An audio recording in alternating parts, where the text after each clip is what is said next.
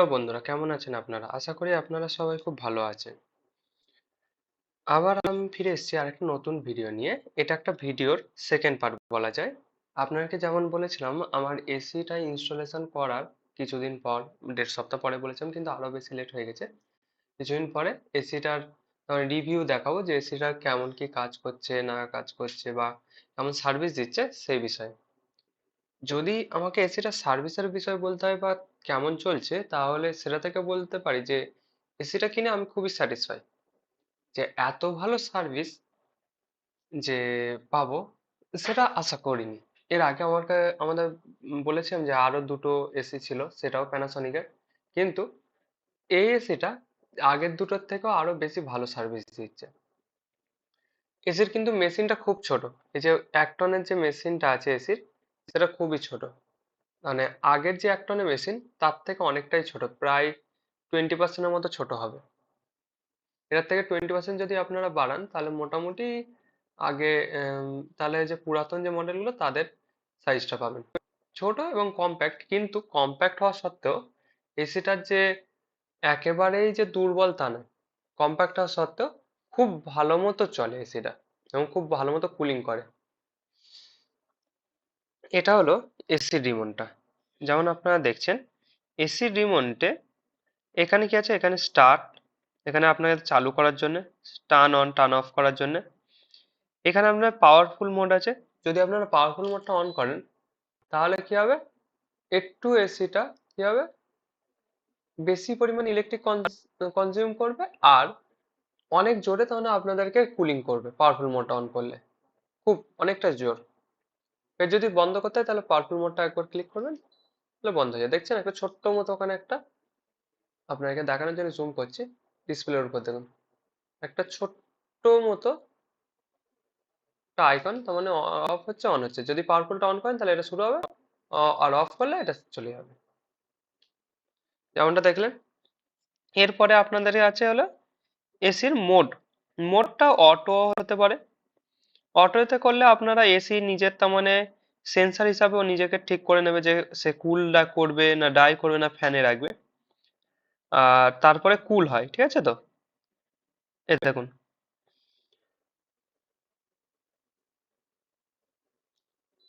দেখুন নিমনটায় দেখা যাবে। নিমনটা দেখলে বুঝলেন, দেখুন এটা ড্রাইয়ে চলে এসেছে, এই যে তার মানে ছোট্ট ডটটা ড্রাইতে চলে এসেছে, ড্রাইতে চলে এসেছে। ফের যদি একবার চাপেন তাহলে ফ্যানে চলে যাবে, তারপর আরেকবার চাপলে অটোতে। আমি এখানে কুলেতেই রাখি। এইটা হলো ফ্যান স্পিড কন্ট্রোল করার জন্য।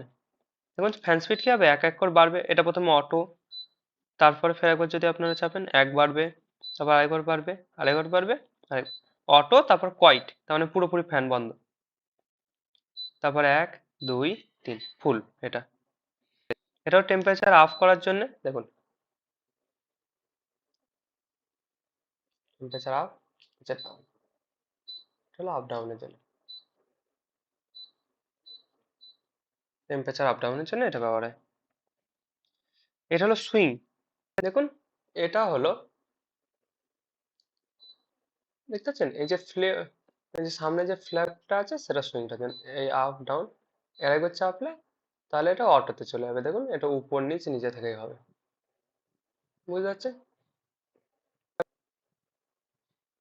আমি এটা উপরেই করে রাখি সবসময়।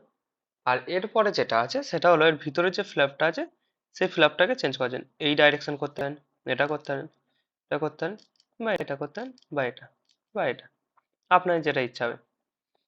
এটা ফ্যান স্পিড বললাম। এখানে স্লিপ আছে, আপনার টাইমার সেট করতে পারবেন যে কোন টাইমে মানে এটা এসিটা কতক্ষণ পর বন্ধ হয়ে যায়। আর টাইমারটা যদি বন্ধ করতে দেন তাহলে এটা ক্লিন, যে 3 ঘন্টা 3 ঘন্টা করে পর পর তাহলে এটা স্লিপ হয়ে যাবে, তাহলে টাইমারটা বাড়তে বাড়তে টেম্পারেচার বাড়তে বাড়তে এটা এসিটা বন্ধ হয়ে যাবে। আর এটা হলো টাইমারটা, যে এতক্ষণ পরে এসিটা বন্ধ হবে, এতক্ষণ পরে এসিটা শুরু হবে। আর এটা হলো আপনারা যখন এখানে বন্ধ করবেন, ক্লিন, এই ক্লিন বলা ভুল, এটা হলো ক্যান্সেল করবেন যখন টাইমারটা। এটা হলো ক্লিনের জন্য।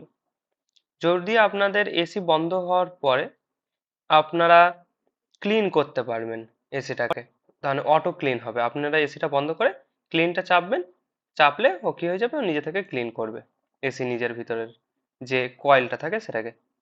এই যে কনভার্ট সেভেন যেটা আছে, যেটা কনভার্টেবল মোড, যদি আপনারা এটা চাপেন, দেখুন এইসি, এইসি হলো হাই, তার মানে হাই কুলিং। এটা হলো তার মানে এসি 120%, 120%, তার মানে 20%-এ কাজ করবে। এটা যদি করেন তাহলে 100%, এটা 90%, এটা 80%, এটা 70%, এটা 55, এটা 45, এটা 40%। তারপরে করলে ফের সেম ফেরত চলে আসবে। যখন আপনারা বাইরে থেকে আসবেন, যদি খুব তাড়াতাড়ি আপনার রুমকে ঠান্ডা করতে হয়, তখন কি হবে, কনভার্টে গিয়ে একবার ক্লিক করবেন, তখন হাই কুলিং এ চলে যাবে, গেলে পুরো ঘরটা তখন খুব তাড়াতাড়ি ঠান্ডা হয়ে যাবে।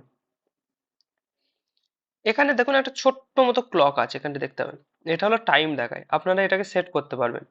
এই যেটা আছে এটা দিয়ে সেট করা যায়, এটাকে তার মানে আপনি আওয়ার আর মিনিট হিসাবে সেট করে রাখতে পারেন। একটা কথা বলি, এই এসিটায় কিন্তু কোনো ওয়াইফাই নেই, সেই জন্যে এইখানে এই যে উপরে এটা, এটা ওয়াইফাই এর জন্য, অন্য এসির অন্য মডেলগুলোয় এই একই রকমের রিমোট হবে, শুধু এখানে একটা ওয়াইফাই সিম্বল থাকবে। এই এসিতে কোনো ওয়াইফাই নেই। আমি প্রথমে ভেবেছিলাম যে ওয়াইফাই আছে, কিন্তু তারপরে জানলাম যে না, ওয়াইফাই নেই। যদি মডেলের শেষে এফ থাকে, শুধু কেবল এফ মডেল নেমটার, তখন সেটাই ওয়াইফাই পাবেন না। আর এফ এম যদি থাকে তাহলে সেটাইতে আপনারা ওয়াইফাই পাবেন। এবারে ওয়াইফাই নিলে হয়তো 1,000, 2,000 বা 3,000 টাকা বেশি পড়তো,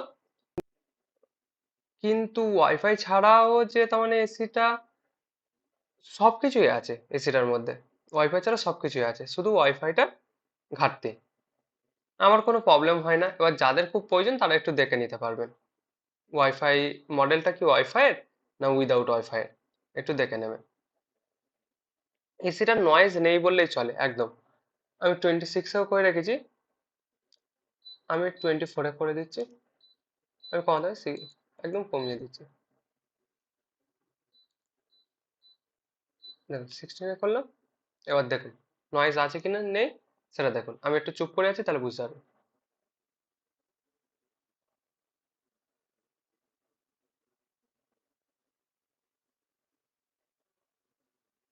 দেখতে পাচ্ছেন এসিটার কোনো নয়েজ নেই। এই যেমন 24-এ করার, 24-এ করে। একটা কথা বলি, এসি আপনারা 24-এর থেকে নিচে না ব্যবহার করাই ভালো। 24, 26 হলো টেম্পারেচার, যেটা হিউম্যান বডির জন্য খুবই আইডিয়াল টেম্পারেচার। এর থেকে বেশি হলে প্রবলেম হতে পারে, এর থেকে বেশি বলা ভুল, এর থেকে কম যদি আপনারা 16 বা 17 এরম দিয়ে রাখেন, তাহলে প্রবলেম হতে পারে হিউম্যান বডিতে।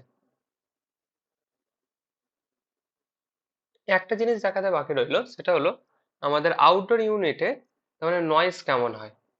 26 ডিগ্রি টেম্পারেচার এখানে করা আছে, আউটডোর ইউনিটটা চলুন চেক করা যাক যে কেমন নয়েজ হয়। এই যেমন আউটডোর ইউনিটটা চলছে, আউটডোর ইউনিটটার একদম তাহলে ফুল স্পিডেই চলছে ফ্যানটা। 26 ভিতরে আমি সেট করে এসেছি টেম্পারেচার, এখানে ফুল স্পিডে চলছে। এবারে আপনারা, আমি কিছু চুপ করলে বুঝতে পারবেন যে কতটা পরিমাণ সাউন্ড তৈরি করে আউটডোর ইউনিটটা।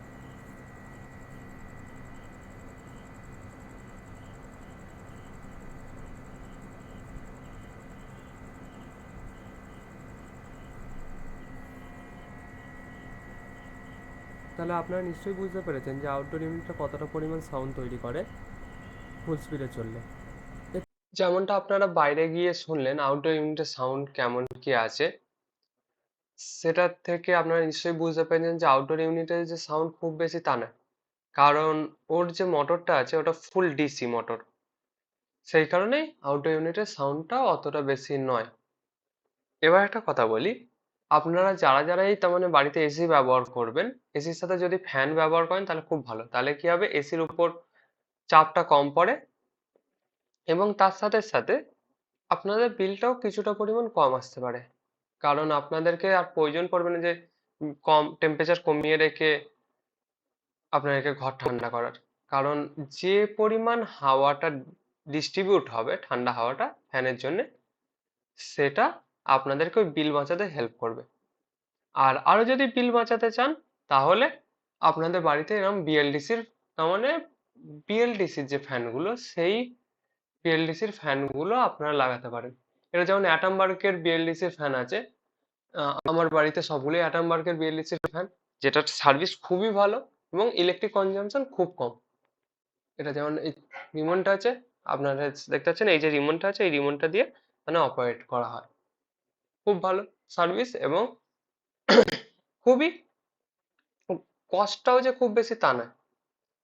যদি আপনারা চান যে বিএলডিসি ফ্যানের রিভিউ দেখাতে তাহলে নিশ্চয়ই দেখাবো।